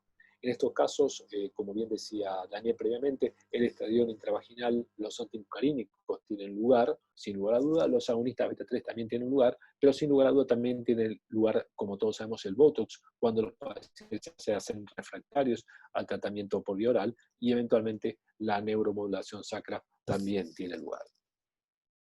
En cuanto a la hipótesis uroterial, este trabajo fue muy interesante. Lo que hicieron fue dividir justamente la mucosa, el detrusor y la vejiga en sí misma, y pudieron constatar que la mucosa per se tiene capacidad contráctil, se cree por una especie de estímulo o contractilidad de las musculares mucosa, y esa especie de microfocos a nivel del urotelio serían los responsables de generar esa urgencia que en algún momento se llamó a través de la BCS como urgencia sensitiva o urgencia miccional, lo que nos da ese primer deseo miccional cuando hacemos cuando hacemos estudios dinámicos tan temprano y que no entendemos nosotros y que tampoco la paciente verdaderamente comprende por qué tiene ese deseo o esa urgencia miccional tan temprano. En estos casos, el agonista beta 3, los antimuscarínicos, nuevamente la toxina botulínica, los inhibidores de la fosfodiesterasa 5, el biofeedback tiene lugar, la neuromodulación sacra. La hipótesis uretrogénica fue bien explicada, otra vez repasamos con respecto a los componentes de reflejo de la micción y los trabajos originales de principio de siglo, de los trabajos de Barrington, que de todos los trabajos de Barrington, justamente de todos los reflejos descritos por Barrington, el tipo 2 correspondía a ese reflejo en el cual el estudio en animales, el estímulo de la gota del líquido en el principio de la uretra proximal desencadenaba una contracción del detrusor y a su vez una disminución, una relajación del piso pélvico, una relajación uretral, lo cual a su vez a través de una vía aferente pudenda a nivel medular sacro, ¿sí? Y se generaba por vía eferente a través del nervio pélvico una contracción que lo que me permitía era hablar de ese reflejo vesicouretral, que lo que hacía es generar un ciclo vesicouretral vesical que mantenía la contracción hasta el vaciamiento vesical completo. Con respecto a la hipótesis electrogénica, acabamos de tener una clase magistral a cargo de Javier con respecto donde la teoría integral obviamente tiene lugar, entonces no la voy a reiterar, pero sí aquí la duloxetina podría llegar a tener un efecto, los slings podrían llegar a tener un efecto dentro de lo que es esta teoría integral. La pregunta es, bueno, si los slings tienen un efecto en poder estabilizar la uretra media y por lo tanto desaparecer la urgencia miccional, también habría que preguntarse, bueno, ¿por qué cada vez que colocamos slings, un 10%, generamos un 10% de overactive bladder de nuevo, ¿no? Entonces, no responde del todo la pregunta en este tipo de casos. Y por supuesto, la hipótesis supraespinal bien conocida que da lugar a lo que nosotros llamamos como cerebro o brain overactive bladder, que dio lugar a partir del ICS-RS desde el 2017, en donde está demostrado que la afección, sobre todo la alteración de la sustancia blanca o de ciertas partes de encefálicas están relacionadas claramente con una hiperactividad a nivel del detrusor. En este caso el Botox tendría efecto, la estimulación tibial podría llegar a tener un efecto y de hecho tiene un efecto positivo y hay que ver si es una primera línea o eventualmente es una tercera línea, y la neuromodulación sacra no sabemos si tiene efecto porque no tenemos autorizado su uso en pacientes neurogénicos. Entonces, con respecto a si nosotros podemos utilizar esta tercera línea de tratamiento, o sea, Botox, estimulación tibial o neuromodulación sacra, hay que tener en cuenta algunas cosas que quiero remarcar. Uno, nosotros tenemos la obligación de lograr el máximo, o al menos el mejor efecto posible, con la menor cantidad de eventos adversos posibles. Y a su vez también esto incluye un buen uso de los recursos en salud, que era una de las primeras cosas que decía Javier cuando comenzó las charlas. Porque la foto que ven abajo es donde yo vivo, esto es Buenos Aires, pero la foto que ven al lado también es Buenos Aires. Entonces, este buen uso de los recursos de salud, cuando yo voy a implantar como primera línea, sin tener una adecuada conciencia, un equipo que vale $15.000 y eventualmente lo tengo que retirar porque voy a hacer una resonancia a los 6 meses, verdaderamente no sé si estoy adecuadamente los recursos que tengo para la salud. Pero, no obstante, eso no quiere decir que nosotros no estemos utilizando ahora, en este mismo momento, nuestros recursos de salud adecuadamente, puesto que estamos tratando a una gran cantidad de población con una medicación que muchas veces no debería ser tratada, y hay un gasto en salud, en incontinencia, en pañales para incontinencia que es enorme y que no lo estamos dimensionando en absoluto, porque creo que hay una obligación mexicana al respecto que avala o al menos trata de demostrar cómo la neuromodulación puede llegar inclusive a disminuir los costos en salud. Pero también estos tipos de tratamientos, como sabemos que son invasivos, tienen eventos adversos, y la toxina botulínica me involucra eventualmente múltiples ingresos a quirófano, me involucra que eventualmente puedo pasarme del otro lado y me transformar en un detrusor que no se contrae adecuadamente y el paciente tiene que hacer ASIL, o eventualmente es un paciente que tiene que tener, es un paciente con un detrusor hipercontráctil y además con un detrusor acontráctil, o sea, tiene un DHC, y eventualmente ese paciente lo tengo que someter a criptocateterismo, y eso implica todo el costo y lo que significa meter en un paciente en un cateterismo y meterme. En el caso de la estimulación del nervio tibial, hay que tener en cuenta que voy a someter al paciente a múltiples funciones, a que la estimulación del nervio tibial, verdaderamente cuando uno la utiliza, uno se da cuenta que hay una pérdida de adherencia bastante importante, y hay unas dificultades logísticas, sobre todo, para encontrar lugares donde se hagan seriamente y que el paciente pueda acceder, y que pueda acceder, por otro lado, en forma semanal a este centro para el tratamiento. Entonces, logísticamente se hace verdaderamente complicado. La neuromodulación sacra no se queda atrás, está aprobada nada más que para resonancia magnética craneal, nada más, y hay que tener en cuenta que el 23% de los explantes que se hacen corresponden a pacientes que deben realizarse una resonancia magnética. Hay que tener en cuenta que los pacientes que nosotros neuromodulamos en forma sacra, el 50% va a requerir en algún momento alguna resonancia. Y entonces van a requerir una resonancia en el término de los próximos 5 años después de que nosotros le pusimos la neuromodulación sacra. Entonces es un tema no menor que no podamos someter a un paciente a una resonancia. Que significa un recambio y su costo, y a su vez el tamaño, que no sería muy adecuado para pacientes que eventualmente son muy delgados. Y entonces tenemos que pensar en dónde vamos a desde allá con estos tratamientos de tercera línea. Hasta mi conocimiento, Axonis está desarrollando un nuevo dispositivo, un nuevo neuromodulador sacro, que es verdaderamente de 5 centímetros cúbicos y es verdaderamente corto, y esto permite además recargable, o sea que no necesita recambiarse, y permite eventualmente realizar MRI de cuerpo entero. Y Medtronic también está lanzando su nuevo microneuroestimulador Intertim, que es más chico aún, de 2,8 centímetros cúbicos, también es recargable y también permite hacer resonancia. Y en cuanto a la estimulación tibial, la estimulación del nervio tibial, también tenemos nuevos desarrollos como estos que se ven acá, algunos de Israel, otros de Estados Unidos, que son implantables, lo cual significa que eventualmente vamos a tener que tener un acceso a cielo abierto o eventualmente percutáneo, que además son recargables estos nuevos equipos, y muchos de ellos son carentes de electrodo. Por lo tanto, eventualmente esto será lo novedoso, esto va a ser lo nuevo, y esto es lo que nos dice eventualmente que quizás hay una opción eventual para que estos tratamientos de tercera línea quizás ya no sean tanto de tercera línea. Por lo tanto, siempre es importante tener en cuenta que la mejor manera de ver la vejiga hiperactiva justamente es a través de este prisma, y este prisma nos abre todos los tipos de fenotipos para que nosotros podamos hacer un diagnóstico más adecuado y por supuesto un tratamiento que esté más a la altura, como corresponde, y más a la medida del paciente que lo necesita.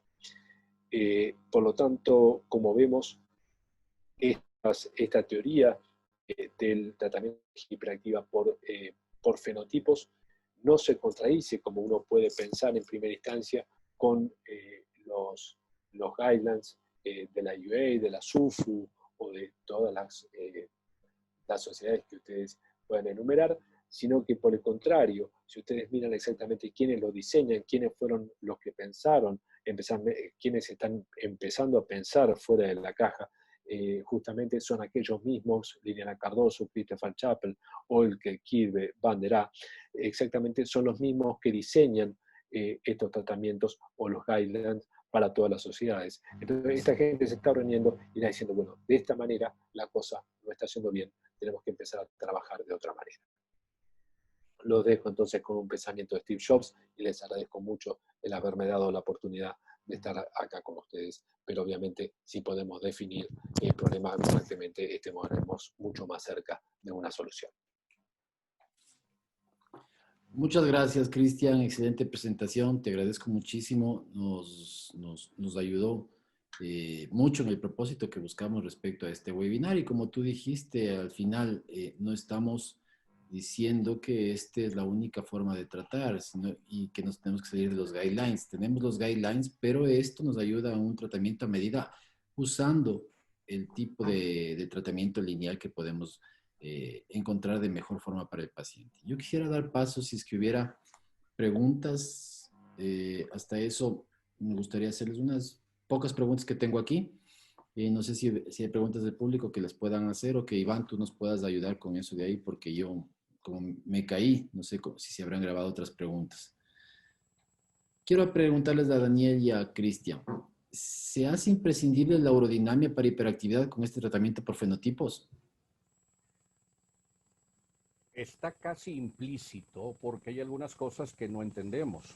Por ejemplo, ese paciente que se mueve y si tú no sabes si es sensitivo, si qué está pasando, si tiene una contracción, lo están metiendo a la parte implícita. Creo que tenemos que todavía desmenuzarlo un poquito más, pero prácticamente se está viendo que en algunos sí hay que hacerlo.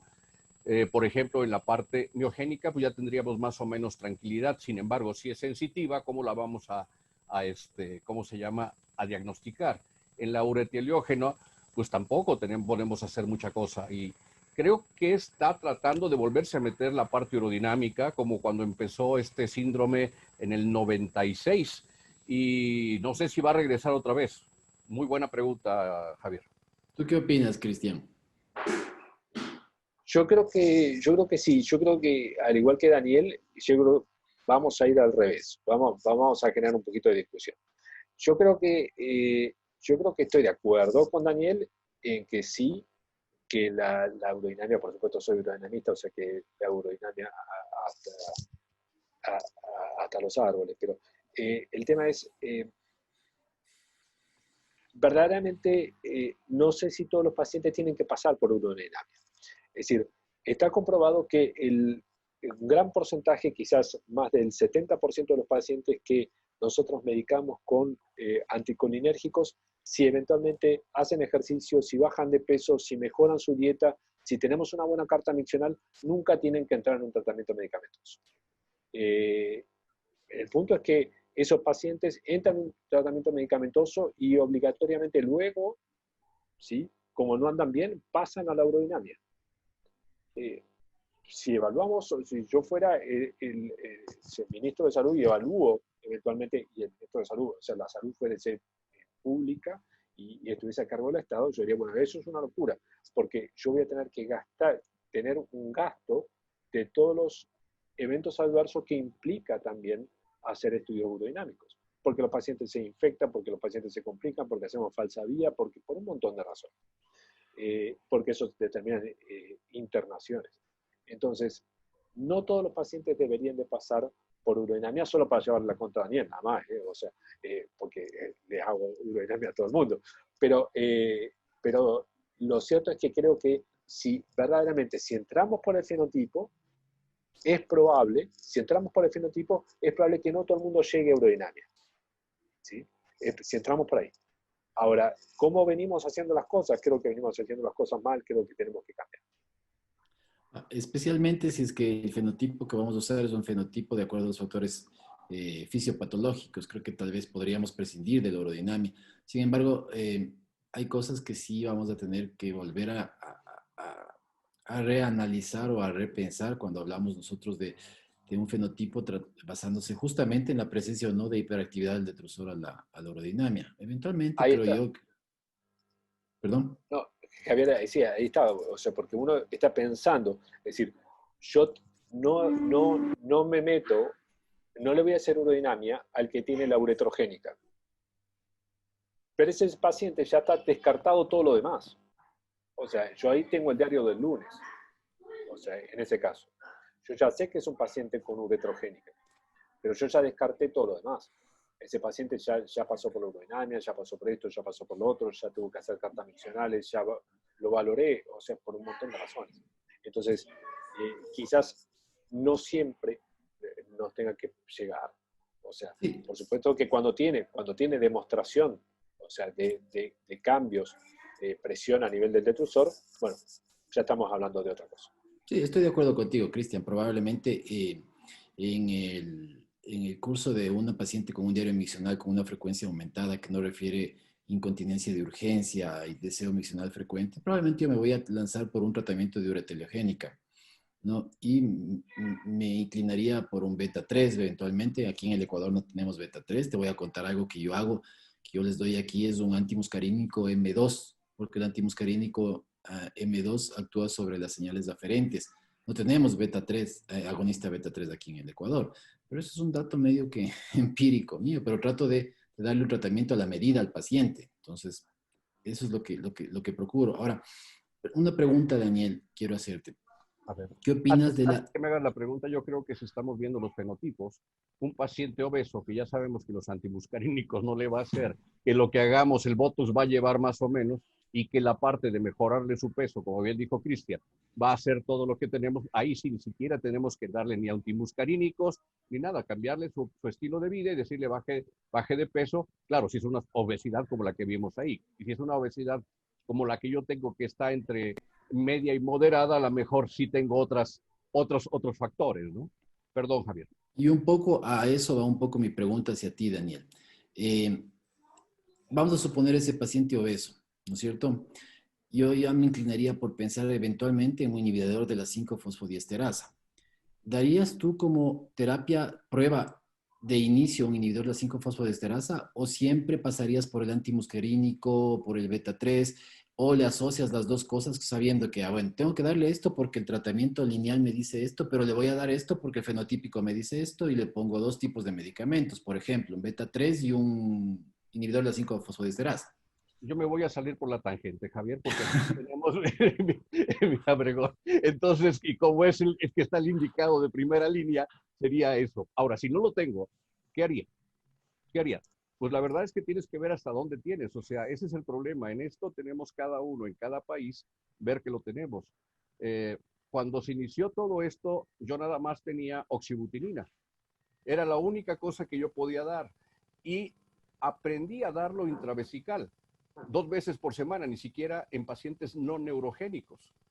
O la oxibutinina la combinaba con un antidepresivo bajando dosis y no tenía ningún efecto. Claro, las guías dicen que hay que cuidar los efectos secundarios, pero hay que bajar las dos dosis y vas llevando y se potencian. Entonces, ¿qué vamos a hacer con esto? Yo no tengo experiencia en el inhibidor de la 5-fosfodiesterasa con un paciente obeso. Entonces, yo creo que empezaría primero dándole un antimuscarínico y viendo hasta dónde va, siguiéndolo con una carta miccional. Después, ir viendo cómo va realizando y sabiendo que tengo un porcentaje mayor de no éxito con el antimuscarínico, se lo explico porque es lo que tenemos experiencia y si no, ya cambiar a la parte del inhibidor de la 5-fosfodiesterasa. Claro, el paciente me va a pedir primero el inhibidor de la 5-fosfodiesterasa porque aparte de su obesidad va a tener otro problema. Entonces lo podemos ayudar ahí también. Ok. Cristian, te hago una última pregunta mía a ti para Sí, después pasar a las preguntas del público. sí. ¿Tú no crees que un paciente con vejiga hiperactiva e hipocontráctil no sería mejor directamente considerar neuromodulación en vista de la pobreza de resultados que se puede tener con medicación vía oral, por ejemplo? Sí, sí. O sea, O de ley pasarías por un antimuscarínico o por algún tipo de tratamiento con ella? es complicado con respecto esto es una apreciación personal, ¿eh? O sea, porque el DHC no está comprobado, o sea, y no es un tratamiento no tiene un lineamiento básico, yo no estoy autorizado a ponerle un estimulador sacro. Tampoco tenemos trabajo con respecto al DHC que nos hablan con respecto a la utilización del neuromodulador sacro con respecto al DHC. Pero no obstante, o sea, en los trastornos, en las destrusores hipocontráctiles, verdaderamente mi corta experiencia, nosotros no tenemos autorizado el uso del neuromodulador sacro en neurología. O sea, entonces nos tenemos que evaluar de pacientes que tienen un trastorno gastrointestinal acompañado de un cuadro de vaciado incompleto, un detrusor hipocontráctil, algo por el tipo. Entonces, los auditores recién ahí, cuando tienen una combinación del factor coloproctológico y el nuestro, recién ahí nos autorizan a poder utilizar. Entonces, la experiencia en Argentina con respecto a los neuromoduladores sacros no es muy amplia. De hecho, es bastante corta. Yo no tengo menos de 10 neuromoduladores sacros colocados. O sea, ¿por qué? Porque simplemente no está autorizado. Estamos tratando de cambiar eso, creando guías nuevas. Pero podría ser una opción, pero obviamente estamos en un mundo donde existe la medicina basada en evidencia y tenemos que someternos, obviamente, como decimos siempre, no tenemos que someter, y con eso coincido con Daniel, no tenemos que someter a las guías. Pero con respecto a lo que decía Daniel, con respecto a la fosfodiesterasa 5, o los inhibidores de la fosfodiesterasa 5, uno ve cómo eventualmente al paciente que tratamos por LUTS masculino y que consulta por vejiga hiperactiva, y lo tratamos por eventualmente otros trastornos, un inhibidor de la fosfodiesterasa 5, y además le damos eventualmente algún anticolinérgico, mejora sustancialmente mucho más que aquel paciente que no. O sea que esto está probado, ¿no? O sea, al menos clínicamente uno lo ve en la experiencia cotidiana. Ok. Bueno, un poco en base a lo que dijeron, hay una pregunta del doctor Vallejos que dice, ¿mirabegrón y solifenacina sí suman? ¿Se pueden utilizar juntas, Daniel? Son dos medicamentos con dos líneas, uno es parasimpático y otro simpático, y sí están sumando, nada, se está viendo los nuevos, y hay estudios, perdón, sobre esto, así que sí suman. Sí, Ok. sí. ¿Algún comentario, Cristian, tú también? No, todos los trabajos que hay sobre el Synergy 1, el Synergy 2, no me acuerdo si hay otro trabajo más allá de eso, son solifenacina y miraberón. Y han probado que, de hecho, ya hay marcas comerciales que están empezando a hacer la asociación medicamentosa para lanzarla al mercado. O sea, la solifenacina creo que es la droga más estudiada dentro de lo que es La asociación. la asociación, claramente. Ok. La doctora Giancarla pregunta, buenas noches, soy kinesióloga y recibimos muchos casos de vejiga hiperactiva. Mi pregunta puntual es, ¿cuándo cortar la medicación? Esta es una duda frecuente del paciente. Veo que el 70% de pacientes con vejiga hiperactiva del fenotipo que lleve mejora con protocolo de conducta segura de 2 semanas y acompañada de estimulación tibial, aparte de ejercicios de función perineal adecuados a evaluación funcional que realizamos. Bueno, creo yo que no hay duda de que la fisioterapia ayuda y ayuda mucho, ¿no? Ahora, te pregunto, Cristian, a ti, Sí. ¿cuánto es la adherencia de un paciente a un procedimiento tibial, por ejemplo, a largo plazo? Baja. Y en base a lo que dice la doctora, ¿cuándo vas a cortar la medicación? ¿Cuándo haces el periodo de prueba y le dices funciona o no funciona?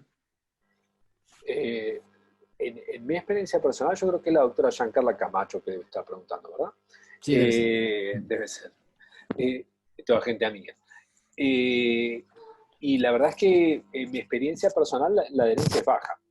O sea, justamente por la dificultad del permanente tener que allegarse a consultorio, en hablar en tiempo de pandemia, ¿no? O sea, estamos hablando de fuera de periodo de pandemia, ¿no? O sea, nosotros estamos en fase 1 prácticamente de vuelta. Pero fuera de eso, inclusive, era difícil lograr una buena adherencia de los pacientes. No más de 6 meses lo logramos mantener un tratamiento de kinesio. Mejoría ciertamente veíamos, por eso estamos esperando ciertamente los implantes más que los elementos de estimulación externa, ya sea por punción o por superficie, que obviamente tienen mucho menos eficacia que los de punción, pero estamos esperando los implantes a nivel tibial que me parece que van a cambiar un poco ese tipo de estimulación tibial. Ok. La doctora Linda Liu pregunta, ¿han tenido experiencia operando el fornix posterior para mejorar urgencia? ¿Ustedes han tenido experiencia, Cristian, Daniel? No, yo no tengo. Bueno, tampoco tengo mucha experiencia en eso, pero sí puedo decir que en base al tratamiento del apical que nosotros podemos encontrar, se ve efectivamente una mejoría de la urgencia. Obviamente el tratamiento del fornix no tiene que ir solo hacia la base, hacia la parte apical, sino también tenemos que tratar el compartimiento medio, porque el compartimiento medio también genera urgencia. Entonces el tratamiento completo de un síndrome de Fornix tiene que ser con la corrección apical asociado a un tratamiento del componente medio o nivel 2 de Lancet. Totalmente Doctor, correcto. Los trabajos que están publicados respaldan esto. O sea que lo que pasa es que no tenemos grandes trabajos con grandes N significativos. claro. Falta bueno. Claro, sí, hay estudios que respaldan esto de aquí y cada vez salen más trabajos respecto a eso. Ahora, claro, eso no significa que vamos a usar esto como primera alternativa de igual forma. Tenemos que pasar por una etapa de un tratamiento, tenemos que regirnos al tratamiento lineal. Pero en algún momento, si vemos que no hay una respuesta a esto y encontramos en una prueba con reducción de prolapso, sea aerodinámica, sea una prueba en el consultorio, que la paciente responde, es una alternativa que podemos plantearle a esa paciente, especialmente en prolapsos de tipo 2 o más. En prolapso grado 1 yo creo que no muestra ninguna ventaja, la verdad. Creo yo. Totalmente de acuerdo. Totalmente de acuerdo.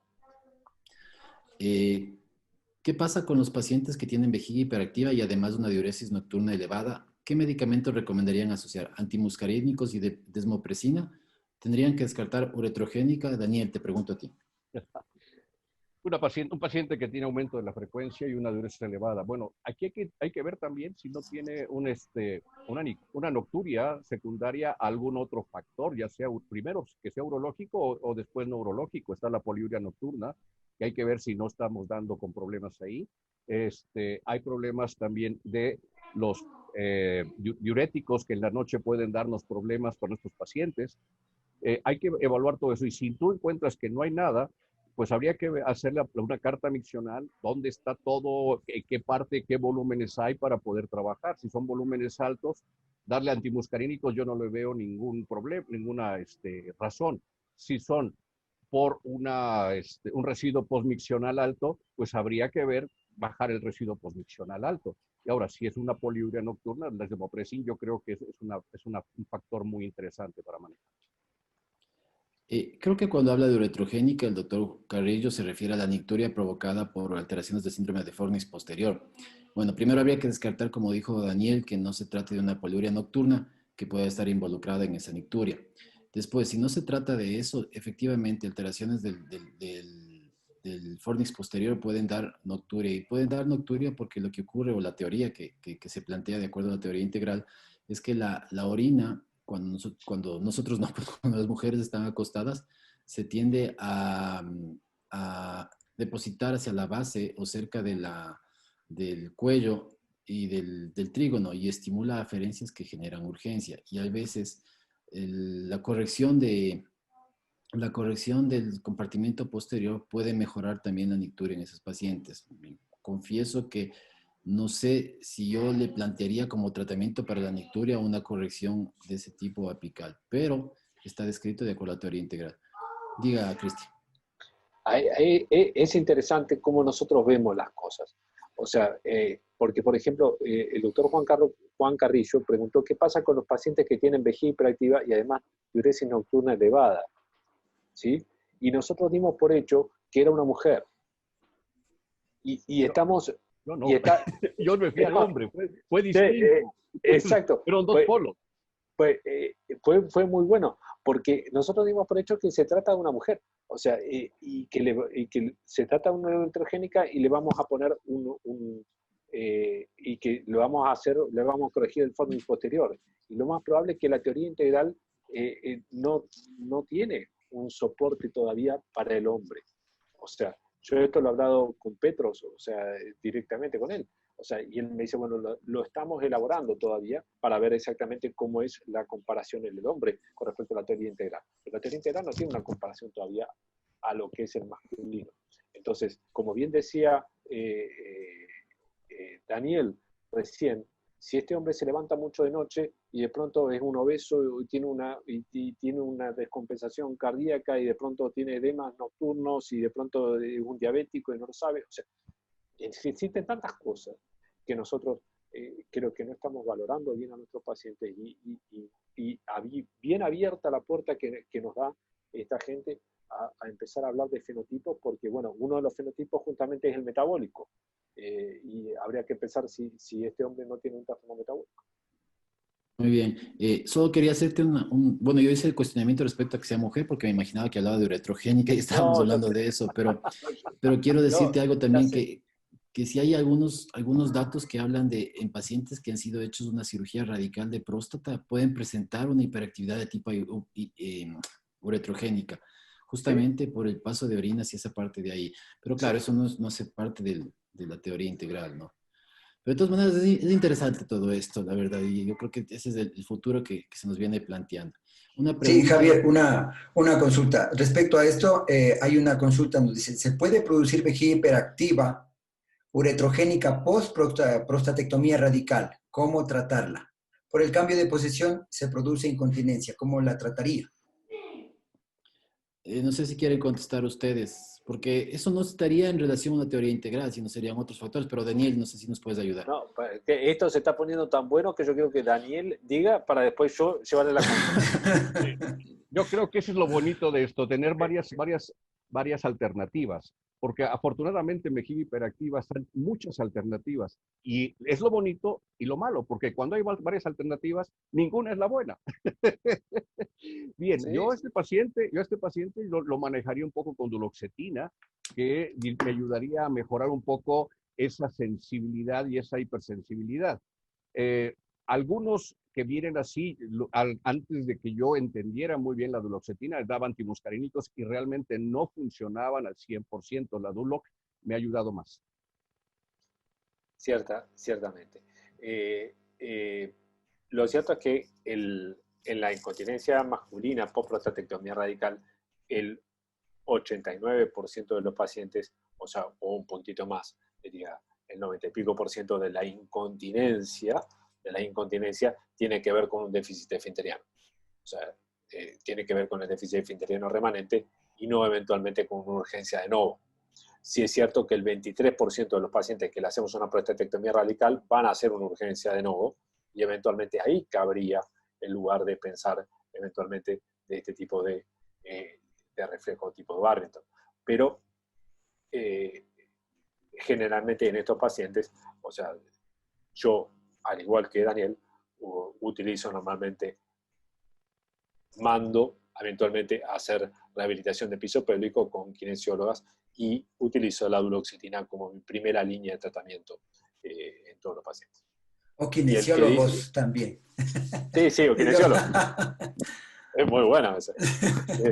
Sí, Ok, pero sí, sí, esa como primera línea de tratamiento, porque aquel que diga que hace prostatectomía radical y no tiene incontinencia miente. O sea, lo que pasa es que los pacientes con incontinencia no regresan donde él, y eso es lo no, que yo he visto.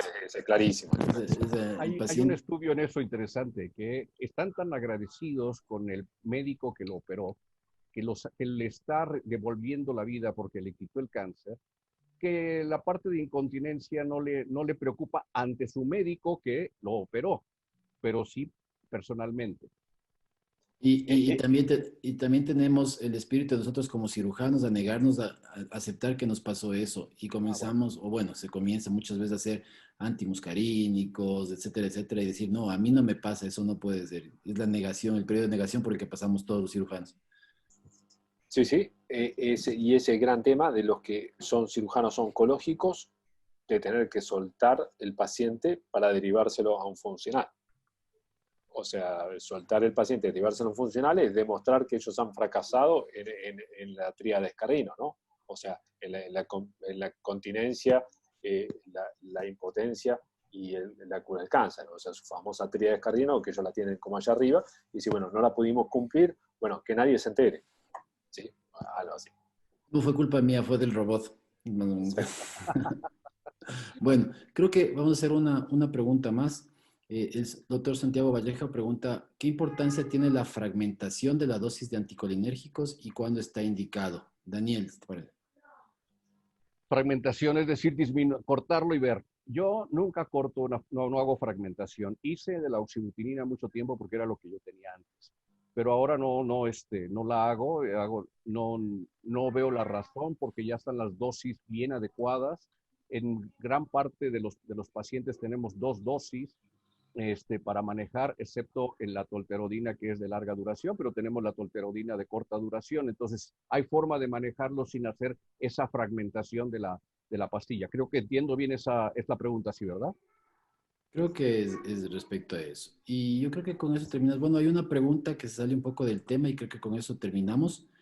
Para completar, hay saludos del doctor Beckford, saludos igual allá a Panamá, saludos a Mi todos Melan, un abrazo. nuestros amigos. Un abrazo a Cleveland. Eh, Y el doctor Ricardo Barriga pregunta para finalizar. En la incontinencia urinaria post-prostatectomía radical, ¿cuándo utilizaría sling masculino? Cristian. Es un gran tema porque, o sea, la definición, o sea, de cuándo utilizarlo, o sea, normalmente suele ser clínica. O sea, nosotros tenemos parámetros urodinámicos y tenemos algunos parámetros urodinámicos, por supuesto, para determinar si vamos a colocar un sling o si vamos a utilizar un esfínter urinario artificial. Pero no tenemos valores de corte, para ser realistas. No tenemos valores de corte de Valsalva pressure, no tenemos valores de corte del, del, del máximo cierre de presión uretral. Hace poco, Bernard publicó un trabajo en el cual describía, hace poco, hace unos 6 años aproximadamente, en el cual describía que un valor de corte del Valsalva lipo pressure mayor de 100 centímetros de agua era más aceptable o los pacientes evolucionaban mejor con un sling si el Valsalva lipo pressure era mayor a 100. Bueno, es aceptable, pero lo cierto es que uno, más allá de que uno evalúa la urodinamia para saber si tiene una vejiga de buena compliance, uno evalúa la urodinamia para saber si tiene una vejiga hiperactiva que va a ser refractaria y que después va a ser un problema para un esfínter artificial porque va a haber que ponerle botox y demás. Uno realmente para decidir si va a poner un sling o un esfínter artificial, un paciente que quedó absolutamente incontinente, bueno, uno se guía mucho por cuánto pierde, por el peso de los paños, por cuál la actividad del paciente. No es lo mismo un funcionario o un gerente de una multinacional que un paciente que prácticamente no se mueve de su casa. Hay que ver mucho el contexto con respecto a lo cual estamos metidos. Tú mencionas la parte del peso del ¿cómo se llama? Del pad step. Del pad. Sí, hay alguna gente que lo maneja de 250 a 350 gramos, se va al sling y arriba de 350 gramos ya se va a un esfínter. Pero como tú dices, no es tan fácil tomar esas decisiones, es muy personal y creo que pues hay que ver todas las posibilidades por cada paciente. Les pregunto esto para finalizar los dos. Si ustedes estuvieran dejando de lado el lado económico y ustedes tienen un esfínter y un sling, ¿qué le ponen? ¿A quién? A un paciente con incontinencia postradical. Si tienen a la mano un esfínter y un sling, dejando de lado el lado económico, ¿qué le ponen? Yo vería el pad test y depende de eso me metería el sling o el esfínter, porque yo sé, poner un esfínter es una de las cosas muy bonitas quirúrgicamente, decir que pusiste el esfínter, como que te hace sentir un ego interesante en la parte quirúrgica, pero la gran mayoría de la gente que pone esfínteres y que ponen esfínteres a largo plazo, dicen que es como traer una mochila en la espalda porque esos pacientes te van a seguir por todos los detalles que tienes, entonces no es tan fácil manejarlos posteriormente. Esa es la contra. Al favor es de que el esfínter es es una muy buena herramienta, pero si estoy arriba de 350, yo sí le pondría el esfínter, abajo de 350 ya me iría al esfínter. A mí me gustaría tener, o sea, a mí me gustaría, bueno, tener una buena indicación. O sea, incontinencia orinal leve, por supuesto, nadie piensa en ponerle un esfínter artificial, una incontinencia orinal leve masculina, una incontinencia moderada, y ahí es donde uno, o sea, una incontinencia severa, por supuesto, uno pone un esfínter, y en la incontinencia moderada es donde tenemos los grises, es que verdaderamente tenés que evaluar muy bien si el paciente le vas a poner un sling y la expectativa que tiene verdaderamente no es tan alta y prefiere perder un poco y no tener que estar activando un equipo o dependiendo de las complicaciones que tiene también un esfínter urinario artificial. O sea que tampoco el esfínter urinario artificial tampoco es la panacea, anda muy bien, pero tampoco es la panacea. Bueno, yo les quiero agradecer nuevamente, Cristian, Daniel, ha sido una reunión bastante interesante, los comentarios son buenos, gracias también a toda la gente de Latinoamérica que he visto que se ha conectado, urólogos, kinesiólogos, kinesiólogas, uroginecólogos, ginecólogos. Entonces, esperemos que se repita, hemos de ver algún otro tema en algún momento. Están todos convidados a la CAU, que la realizaremos en Ecuador, lamentablemente desde el internet de Ecuador y no desde la ciudad. Así que Bienvenidos, bienvenidos amigos a todos y gracias por su participación, gracias por la asistencia de todos. Les envío un gran abrazo. Muchas gracias, abrazo para todos. Ok, bueno, este webinar se lo organizó la Sociedad Ecuatoriana de Urología y el Capítulo Norte. Un agradecimiento especial a ustedes, doctor Cobrero, doctor García, Javier, muchísimas gracias por este webinar que fue espectacular. La calidad de expositores, excelente, creo que todos estamos muy satisfechos, hemos aprendido mucho. Un agradecimiento especial también a Laboratorios Pfizer, quien nos ha colaborado con esto. A todas las personas que se han conectado, a los compañeros urólogos, ginecólogos, uroginecólogos, kinesiólogos, gracias por conectarse y esperemos que estos eventos se vuelvan a repetir. Un abrazo a todos y muchísimas gracias nuevamente. Que esté muy bien, muchas gracias, un placer. Suerte, cuídense mucho.